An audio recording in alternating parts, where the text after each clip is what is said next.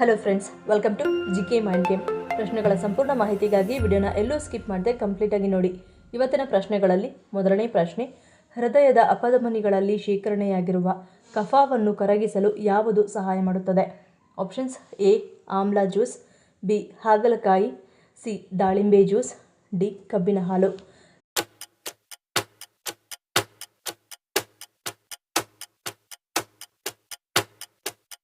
ಸರಿಯಾದ ಉತ್ತರ option C ದಾಳಿಂಬೆ ಜ್ಯೂಸ್. ಹೃದಯದ ಪರಿಧಮನಿಯ ಅಪಧಮನಿಗಳಲ್ಲಿ ಕಫವು ಸಂಗ್ರಹವಾದಾಗ ಅದು ರಕ್ತದ ಹರಿವಿನೊಂದಿಗೆ ಸಮಸ್ಯೆಗಳನ್ನು ಉಂಟುಮಾಡುತ್ತದೆ. ಇದು ಹೃದಯಾಘಾತಕ್ಕೆ ಕಾರಣವಾಗುತ್ತದೆ. ಹೃದಯಾಘಾತವು ಗಂಭೀರ ಕಾಯಿಲೆಯಾಗಿದ್ದು ಇದರಿಂದಾಗಿ ರೋಗಿಯ ಸಾವಿನ ಅಪಾಯವು ಹೆಚ್ಚಾಗಿರುತ್ತದೆ. ಅಂತಹ ರೋಗಿಗಳು ತಮ್ಮ ಆರೋಗ್ಯದ ಬಗ್ಗೆ ವಿಶೇಷ ಗಮನ ಹರಿಸುವುದು ಉತ್ತಮ. ಹೃದಯಾಘಾತದ ಅಪಾಯವನ್ನು ಕಡಿಮೆ ಮಾಡಲು ದಾಳಿಂಬೆ ರಸವನ್ನು ಪ್ರತಿದಿನ ಕುಡಿಯುವುದು ಆರೋಗ್ಯಕ್ಕೆ ಒಳ್ಳೆಯದು. ದಾಳಿಂಬೆ ರಸವು ಹೃದಯಾಘಾತದ ಅಪಾಯವನ್ನು ಕಡಿಮೆ ಮಾಡುತ್ತದೆ. ಎರಡನೇ ಪ್ರಶ್ನೆ, ಟೀ ಅಥವಾ ಚಹಾ ಕುಡಿಯುವುದರಿಂದ ಅಸಿಡಿಟಿ ಆಗಲು ಕಾರಣವೇನು? ಆಪ್ಷನ್ಸ್: ಎ ಅತಿಯಾಗಿ ಕುದಿಸುವುದು, ಬಿ ಪುನಃ ಬಿಸಿ ಮಾಡುವುದು, ಸಿ ಹಾಲು ಮತ್ತು ಟೀ ಪುಡಿಯ ಮಿಶ್ರಣ, ಡಿ ಮೇಲಿನ ಎಲ್ಲವೂ.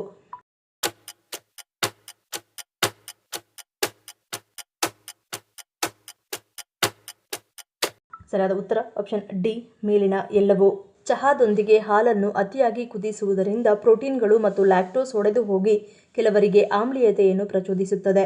ಇದಕ್ಕೆ ನೀರಿನಲ್ಲಿ ಚಹಾ ಪುಡಿಯನ್ನು ಚೆನ್ನಾಗಿ ಕುದಿಸಿ ನಂತರ ಹಾಲು ಸೇರಿಸಿ, ಇದರಿಂದ ಅಸಿಡಿಟಿ ಉಂಟಾಗುವ ಸಾಧ್ಯತೆ ಕಡಿಮೆ. ಚಹಾವನ್ನು ತುಂಬಾ ಹೊತ್ತು ಬಿಟ್ಟರೆ ಅದರಲ್ಲಿ ಆಮ್ಲೀಯತೆಯನ್ನು ಹೆಚ್ಚಿಸಬಹುದು. 1 ಕಪ್ ಚಹಾ ತಯಾರಿಸಿ ಅದನ್ನು ಫ್ರೆಶ್ ಆಗಿ ಸೇವಿಸಿ. ಮತ್ತೆ ಮೈಕ್ರೋವೇವ್ನಲ್ಲಿ ಉಳಿದ ಚಹಾ ಬಿಸಿ ಮಾಡಿ ಕುಡಿಯುವ ಮುನ್ನ ಯೋಚಿಸಿ. ಚಹಾವನ್ನು ಹಾಲಿನೊಂದಿಗೆ ಮತ್ತೆ ಬಿಸಿ ಮಾಡುವುದರಿಂದ ಅದರ ಸಂಯೋಜನೆ ಮತ್ತು ಆಮ್ಲೀಯತೆಯ ಮಟ್ಟವನ್ನು ಬದಲಾಯಿಸಬಹುದು. ಮೂರನೇ ಪ್ರಶ್ನೆ, ನಮ್ಮ ದೇಶದ ಹೆಸರಾದ ಭಾರತ ಎಂಬ ಪದವು ಯಾವ ನದಿಯಿಂದ ಬಂದಿದೆ? Options: A Ganga, B Yamuna, C Sindhu, D Brahmaputra.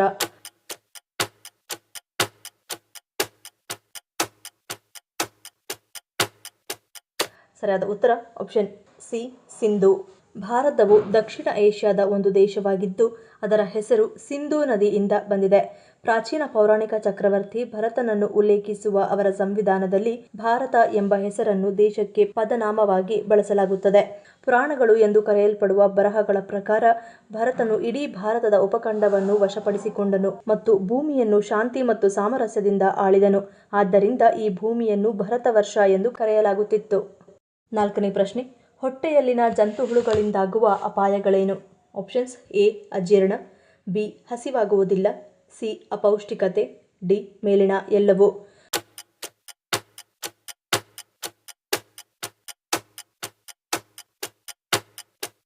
ಸರಿಯಾದ ಉತ್ತರ ಆಪ್ಷನ್ ಡಿ ಮೇಲಿನ ಎಲ್ಲವೂ. ಹೊಟ್ಟೆಯಲ್ಲಿನ ಜಂತುಹುಳುಗಳು ಮಕ್ಕಳ ಜೀರ್ಣಾಂಗ ವ್ಯವಸ್ಥೆಯನ್ನು ಹಾಳು ಮಾಡುತ್ತವೆ.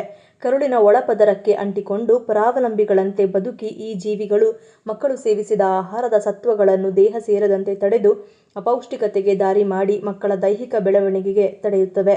ಮಕ್ಕಳ ಹಸಿವನ್ನು ದೂರ ಮಾಡಿ ಪರೋಕ್ಷವಾಗಿ ಆಹಾರದ ಸೇವನೆ ಪ್ರಮಾಣವನ್ನು ನಿಯಂತ್ರಿಸುತ್ತವೆ.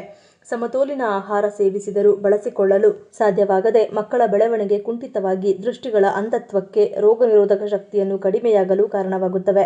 ದೇಹದ ತೂಕ ಕಡಿಮೆಯಾಗಿ ಪ್ರೋಟೀನ್, ವಿಟಮಿನ್ ಮತ್ತು ಪೋಷಕಾಂಶಗಳ ಕೊರತೆಯಿಂದಾಗಿ ದೇಹದ ಆರೋಗ್ಯದ ಮೇಲೆ ವ್ಯತಿರಿಕ್ತ ಪರಿಣಾಮವನ್ನು ಬೀರುತ್ತವೆ. ಐದನೇ ಪ್ರಶ್ನೆ, ನಿಮ್ಮ ಕಿಡ್ನಿಗಳಲ್ಲಿ ಸಮಸ್ಯೆ ಇದ್ದರೆ ಅದನ್ನು ಸೂಚಿಸುವ ಲಕ್ಷಣಗಳಾವುವು? ಆಪ್ಷನ್ಸ್: ಎ ಮೂತ್ರದಲ್ಲಿ ರಕ್ತ, ಬಿ ಕಾಲಿನಲ್ಲಿ ಊತ, ಸಿ ನಿಶಕ್ತಿ, ಡಿ ಮೇಲಿನ ಎಲ್ಲವೂ.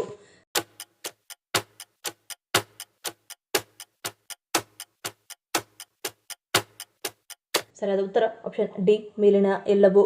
ಮೂತ್ರದಲ್ಲಿ ಪ್ರೋಟೀನ್ ಅಂಶ ಹೆಚ್ಚಾದ ಕೂಡಲೇ ನೊರೆಯು ಕಾಣಿಸಿಕೊಳ್ಳುವುದು ಹೆಚ್ಚಬಹುದು. ಕಿಡ್ನಿಯ ಶುದ್ಧೀಕರಿಸುವ ಕಾರ್ಯಕ್ಕೆ ಹಾನಿಯಾಗಿರುವ ಕಾರಣ ಪ್ರೋಟೀನ್ ಮತ್ತು ರಕ್ತವು ಮೂತ್ರಕೋಶಕ್ಕೆ ಸೋರಿಕೆಯಾಗಬಹುದು. ಮೂತ್ರದಲ್ಲಿ ರಕ್ತವು ಕಂಡು ಬಂದರೆ ಆಗ ಇದು ಗಡ್ಡೆ, ಕಿಡ್ನಿ ಕಲ್ಲು ಅಥವಾ ಸೋಂಕಿನ ಲಕ್ಷಣವಾಗಿರಬಹುದು.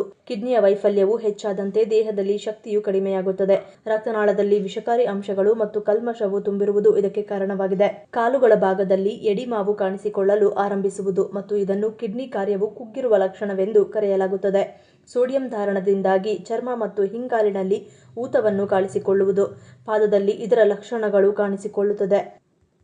ಆರನೇ ಪ್ರಶ್ನೆ, ಆನೆ ತನ್ನ ದೇಹದಲ್ಲಿರುವ ಯಾವುದರ ಸಹಾಯದಿಂದ ತನ್ನ ದೇಹದ ಉಷ್ಣತೆ ಹೆಚ್ಚಾಗದಂತೆ ಕಾಪಾಡಿಕೊಳ್ಳುತ್ತದೆ? ಆಪ್ಷನ್ಸ್: ಎ ಸೊಂಡಿಲು, ಬಿ ದಂತ, ಸಿ ಕಿವಿಗಳು, ಡಿ ಬೆನ್ನು.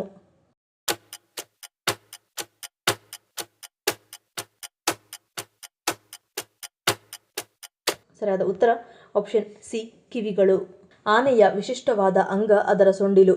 ಇದು 120ರಿಂದ 140 kg ತೂಗಲಿದ್ದು 250 kgಯವರೆಗೂ ಭಾರ ಎತ್ತುವ ಶಕ್ತಿ ಈ ಸೊಂಡಿಲಿಗಿದೆ.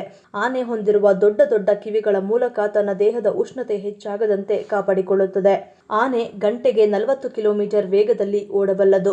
ಮತ್ತೊಂದು ಆನೆಯ ಗೀಳಿನ ಶಬ್ದವನ್ನು ಇನ್ನೊಂದು ಆನೆ 10 ಕಿಲೋಮೀಟರ್ ದೂರದಲ್ಲಿದ್ದರೂ ಗ್ರಹಿಸಬಲ್ಲದು.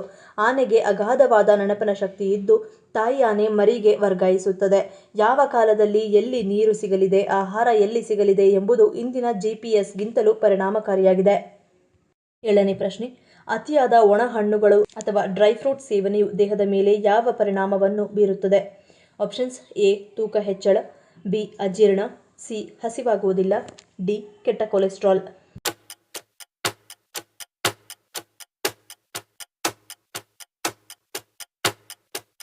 ಸರಿಯಾದ ಉತ್ತರ ಆಪ್ಷನ್ ಎ ಮತ್ತು ಬಿ.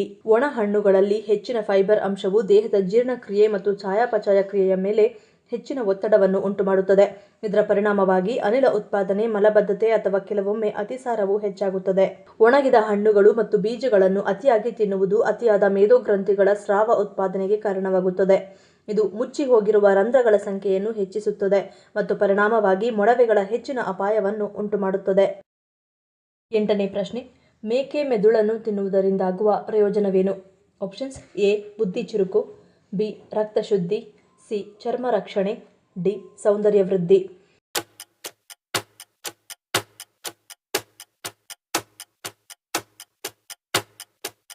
ಸರಿಯಾದ ಉತ್ತರ ಆಪ್ಷನ್ ಸಿ ಮತ್ತು ಡಿ. ಮೇಕೆ ಮೆದುಳು ಸೂಕ್ಷ್ಮ, ಕೋಮಲ, ರುಚಿಕರ ಮತ್ತು ಟೇಸ್ಟಿ ಮಾತ್ರವಲ್ಲ, ದೇಹಕ್ಕೆ ಅಗತ್ಯವಿರುವ ವಿವಿಧ ಪೋಷಕಾಂಶಗಳನ್ನು ಒಳಗೊಂಡಿದೆ. ಮೇಕೆ ಮೆದುಳಿನ ನಿಯಮಿತ ಸೇವನೆಯು ಚರ್ಮವನ್ನು ಪೋಷಿಸುತ್ತದೆ, ಚರ್ಮವನ್ನು ಹೆಚ್ಚು ಮೃದುವಾಗಿ ಮತ್ತು ಹೊಳೆಯುವಂತೆ ಮಾಡುತ್ತದೆ ಮತ್ತು ಸೌಂದರ್ಯ ಮತ್ತು ವಯಸ್ಸಾದ ವಿರೋಧಿ ಪಾತ್ರವನ್ನು ವಹಿಸುತ್ತದೆ. ಆದಾಗ್ಯೂ ಮೇಕೆ ಮೆದುಳು ಬಹಳಷ್ಟು ಕೊಲೆಸ್ಟ್ರಾಲ್ ಅನ್ನು ಹೊಂದಿರುತ್ತದೆ. ಒಂದು ಮೇಕೆ ಮೆದುಳು ಸುಮಾರು 3500 ಮಿಲಿಗ್ರಾಂ ಕೊಲೆಸ್ಟ್ರಾಲ್ ಅನ್ನು ಹೊಂದಿರುತ್ತದೆ. ಆದ್ದರಿಂದ ಹೆಚ್ಚಿನ ಕೊಲೆಸ್ಟ್ರಾಲ್ ಮತ್ತು ಬೊಜ್ಜು ಹೊಂದಿರುವ ಜನರಿಗೆ ಮೇಕೆ ಮೆದುಳು ಸೂಕ್ತವಲ್ಲ. 9ನೇ ಪ್ರಶ್ನೆ. ರಕ್ತದೊತ್ತಡ ಅಥವಾ BP ಸಮಸ್ಯೆ ಇರುವವರಿಗೆ ಯಾವ ಮಾಂಸ ಒಳ್ಳೆಯದು? ಆಪ್ಷನ್ಸ್ ಎ ಮೀನು, ಬಿ ಮೇಕೆ, ಸಿ ಹಂದಿ, ಡಿ ಕುರಿ.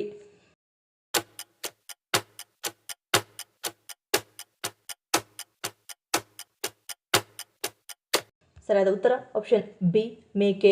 ಮೇಕೆ ಮಾಂಸದಲ್ಲಿ ಬೇರೆಲ್ಲ ಪೌಷ್ಟಿಕ ಸತ್ವಗಳು ಇರುವಂತೆ ಪೊಟ್ಯಾಷಿಯಂ ಮತ್ತು ಕಡಿಮೆ ಸೋಡಿಯಂ ಪ್ರಮಾಣ ಇರುತ್ತದೆ. ಹೀಗಾಗಿ ಇದು ರಕ್ತದಲ್ಲಿನ ಉಪ್ಪಿನ ಅಂಶವನ್ನು ಕಡಿಮೆ ಮಾಡಿ ರಕ್ತದ ಒತ್ತಡಕ್ಕೆ ನಿಯಂತ್ರಣ ಹೇರುತ್ತದೆ. ಮೇಕೆ ಮಾಂಸದಲ್ಲಿ ಮೊದಲೇ ಹೇಳಿದಂತೆ ಅಪ್ರತಿಮ ಪ್ರಮಾಣದ ಪ್ರೋಟೀನ್ ಅಂಶ ಸಿಗುತ್ತದೆ. ಇದರ ಜೊತೆಗೆ ವಿಟಮಿನ್ B12 ಮತ್ತು ವಿಟಮಿನ್ ಎ ಅಂಶ ಕೂಡ ಸಾಕಷ್ಟಿದೆ. ನಿಮ್ಮ ರಕ್ತದಲ್ಲಿನ ಕಲ್ಮಶಗಳನ್ನು ಹೊರಗೆ ಹಾಕಿ ರಕ್ತನಾಳಗಳನ್ನು ಆರೋಗ್ಯವಾಗಿ ಇರಿಸಿ ದೇಹದಲ್ಲಿ ಉತ್ತಮ ರಕ್ತ ಸಂಚಾರ ಇರುವಂತೆ ಮಾಡುವ ಶಕ್ತಿ ಮೇಕೆ ಮಾಂಸದಲ್ಲಿದೆ. ಮುಖವಾಗಿ ಮೇಕೆ ಮಾಂಸದಲ್ಲಿ ಫಾಸ್ಫರಸ್ ಅಂಶ ಹೆಚ್ಚಾಗಿ ಕಂಡುಬರುತ್ತದೆ. ಇದು ಮೂಳೆಗಳಿಗೆ ಸಾಕಷ್ಟು ಪ್ರಯೋಜನಕಾರಿ. ಚಿಕ್ಕ ವಯಸ್ಸಿನಿಂದ ಯಾರು ಮೇಕೆ ಮಾಂಸವನ್ನು ಆಗಾಗ ತಿನ್ನುತ್ತಾ ಬಂದಿರುತ್ತಾರೋ ಅವರಿಗೆ ಆರೋಗ್ಯಕರವಾದ ಮೂಳೆಗಳು ವರದಾನವಾಗಿ ಬಂದಿರುತ್ತವೆ. 10ನೇ ಪ್ರಶ್ನೆ. ಸರಳ ಗಣಿತವನ್ನು ಅರ್ಥ ಮಾಡಿಕೊಳ್ಳುವ ಸಾಮರ್ಥ್ಯ ಯಾವ ಪ್ರಾಣಿ ಹೊಂದಿದೆ? ಆಪ್ಷನ್ಸ್ ಎ ಡಾಲ್ಫಿನ್, ಬಿ ನಾಯಿ, ಸಿ ಆನೆ, ಡಿ ಕುದುರೆ.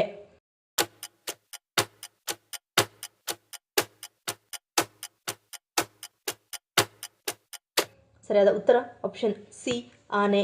ಆನೆಗಳು ಅತ್ಯುತ್ತಮವಾದ ನೆನಪಿನ ಶಕ್ತಿಯನ್ನು ಮಾತ್ರ ಹೊಂದಿರುವುದಿಲ್ಲ, ಆದರೆ ಅವುಗಳಲ್ಲಿ ಹಲವಾರು ಇತರ ನಂಬಲಾಗದ ಸಾಮರ್ಥ್ಯಗಳನ್ನು ಹೊಂದಿವೆ. ಆನೆಗಳು ಸರಳವಾದ ಗಣಿತವನ್ನು ಅರ್ಥ ಮಾಡಿಕೊಳ್ಳಬಲ್ಲವು. ಉದಾಹರಣೆಗೆ, ನೀವು ಆನೆಯ ಮುಂದೆ 10 ಬಾಳೆಹಣ್ಣುಗಳ ಗೊಂಚಲು ಇರಿಸಿ ಮತ್ತು ನಂತರ 5 ನಿಮಿಷಗಳ ನಂತರ ತೆಗೆದುಹಾಕಿದರೆ ಅದು ಏನಾದರೂ ತಪ್ಪಾಗಿದೆ ಎಂದು ಅನುಮಾನಿಸುತ್ತದೆ. ಈ ಪ್ರಶ್ನೆಗಳಲ್ಲಿ ನೀವು ಎಷ್ಟು ಪ್ರಶ್ನೆಗಳಿಗೆ ಸರಿ ಉತ್ತರವನ್ನು ಕೊಟ್ಟರೆ ಅನ್ನೋದನ್ನು ಕಮೆಂಟ್ ಮಾಡಿ ತಿಳಿಸಿ. ಈ ವಿಡಿಯೋ ನಿಮ್ಗೆ ಇಷ್ಟ ಆಗಿದ್ರೆ ಮರೀದೇ ಲೈಕ್ ಮಾಡಿ, ಶೇರ್ ಮಾಡಿ, ಸಬ್ಸ್ಕ್ರೈಬ್ ಮಾಡಿ. ನನ್ನ ಚಾನಲ್ನ ಇನ್ನೂ ಸಬ್ಸ್ಕ್ರೈಬ್ ಮಾಡಿದೆ ಹಾಗೆ ವಿಡಿಯೋಸ್ ನೋಡ್ತಿದ್ರೆ ಪ್ಲೀಸ್ ಸಬ್ಸ್ಕ್ರೈಬ್ ಮಾಡಿ, ಸಪೋರ್ಟ್ ಮಾಡಿ. ಮತ್ತೊಂದು ಇಂಟ್ರೆಸ್ಟಿಂಗ್ ವಿಡಿಯೋದೊಂದಿಗೆ ಸಿಗ್ತೀನಿ. Until love you all, take care.